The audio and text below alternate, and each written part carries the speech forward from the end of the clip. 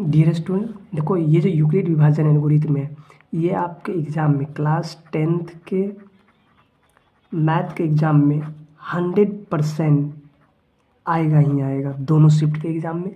ये सबसे इम्पोर्टेंट है। और ये तो 2 मार्क्स का आएगा।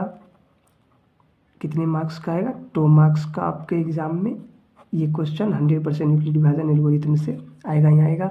डिपेंड है कि जब से ऑब्जेक्टिव हुआ है, क्या जब से ऑब्जेक्टिव एग्ज़ाम होना स्टार्ट हुआ है तो तब से आप ये नहीं बोल सकते कि मैं इसको बना सकता हूँ। आपको इसके बनाने के साथ साथ आपको टाइम कम भी लगना चाहिए और फास्ट में बनाने आना चाहिए, तब आप बिल्कुल ऑन टाइम पे मैथ का पेपर सॉल्व कर पाओगे। नहीं तो आप जानते होंगे बहुत सारे स्टूडेंट बोलते हैं कि मुझे मैथ में टाइम नहीं मिला। क्यों? क्योंकि उसको अच्छे तरीके नहीं आते थे। आप वो भी पहले के तरीके से ही, जब 2018-19 वाले तरीके ही अपना के एग्ज़ाम दे रहे हैं तो उसको टाइम तो स्वाभाविक है नहीं बचेगा।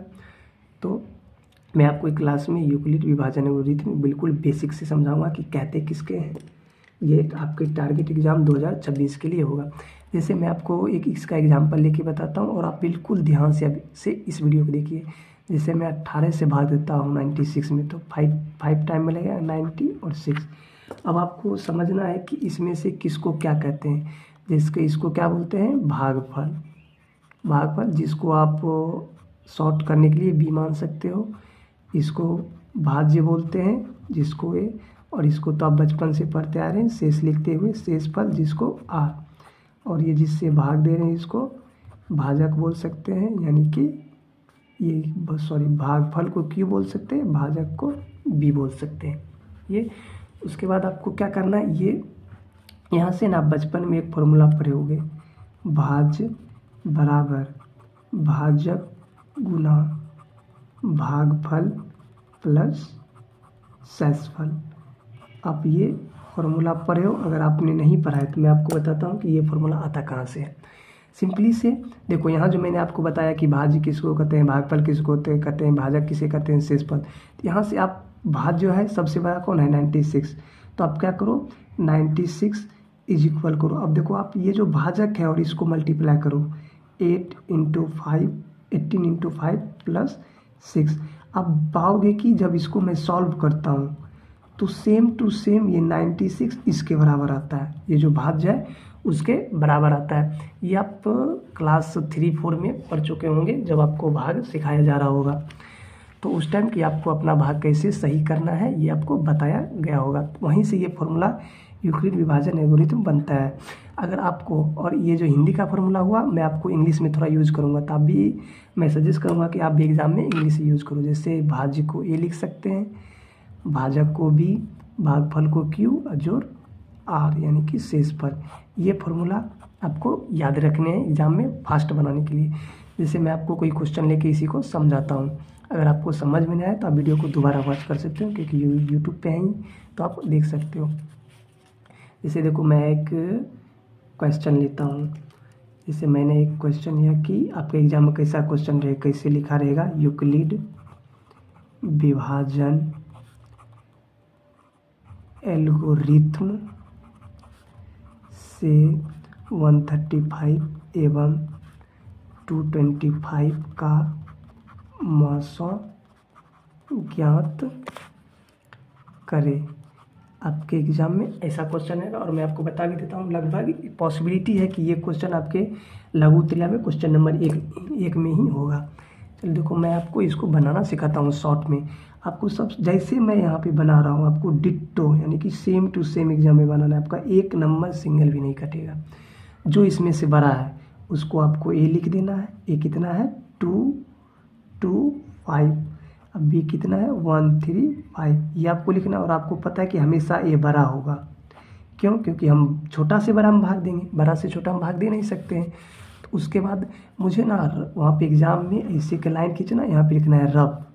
आप इंग्लिश में भी लिख सकते हैं और हिंदी में भी आपको रफ। और इसको ना आपको महत्तम की तरह बचपन में जैसे आप भाग दिए वैसे भाग दे सकते हैं। 1 टाइम में 135 आप माइनस करेंगे 90। अब आपको सेम टू सेम जैसे मैंने ऊपर आपको बताया कि यहाँ पे मैंने बताया ये लाइन लिखने के लिए आपको सेम टू सेम इस भाग को देख के यहाँ पे लाइन लिखना है और ऊपर से पहले यहाँ पे लिख देना है यूक्लिड विभाजन एल्गोरिथम से। ये लिखने के बाद जस्ट आपको a is equal B Q plus R लिखना है, ये क्योंकि इसका फॉर्मूला होता है। तो यहाँ से आपको मैंने अभी जस्ट ऊपर आपको समझाया, यहाँ पे देखो मैं आपको बताता हूँ यहाँ पे कि ए किसको बोलते हैं, क्यू किसको बोलते हैं, आर किसको बोलते हैं, बी किसको बोलते हैं। तो ये आपको रिमेंबर रखना है किसको क्या बोलते हैं। तो ए देखो जो सबसे बड़ा होता है, ये यहाँ पे देखो क्या है 225, तो मैंने 225 दे दिया। बी कितना है 135, यानी कि 135 यहाँ हुआ और कितना टाइम से लगा 1 टाइम में, तो गुना 1 कर देना है प्लस आर, यानी कि रिमाइंडर कितना है 90। अब मुझे बताओ शेष तो 0 नहीं आया, तो मुझे लिख देना आर डज नॉट इक्वल 0। ये एग्जाम में लिखना है, एग्जामिनर को पता रहना चाहिए कि आप किसी का चीटिंग नहीं किए हो, आप अपने से बनाए हो। इसके बाद आप बचपन में महत्तम सीखे हो, तो उसी में क्या करते हैं फिर से 90 से हम क्या करते हैं 135 में भाग, तो 90 से 135 भाग दिए एक बार में, 90 शेष बचा 45। अब मुझे ये जो ऊपर मैंने भाग किया इसको छोड़ के मुझे ये जो अभी जस्ट मैंने भाग किया इसको फिर से यहाँ लिखना है, नहीं तो आप डायरेक्ट 135 था तो 135 आप यहाँ लिख दो और जितना शेष बचा था यहाँ लिख दिए, इससे लिख दिए। अब 90 से कितना टाइम में लगा है एक बार में प्लस शेष कितना आया 45, फिर से शेष 0 नहीं आया, फिर से मुझे आर डज नॉट इक्वल 0 लिख देनी है। उसके बाद फिर से हम पता है कि यहाँ से भाग देते हैं, जब तक 1 ना आ जाए या कट ना जाए तब तक भाग देते रहना है। तो मैंने यहाँ भाग दिया भाग। अब फिर ये दोनों जो मैंने भाग किया इसको छोड़ के ये जो अभी जस्ट मैंने किया उसके अकॉर्डिंग यहाँ पे ए बराबर बी क्यू प्लस आर में लिखना है। तो यहाँ पे ए हो जाएगा 90, 45 से भाग दिए हैं 2 टाइम में और शेष कितना आ गया 0। तो यहाँ पे देखो शेष 0 आ गया, तो आर बराबर 0 लिख देना।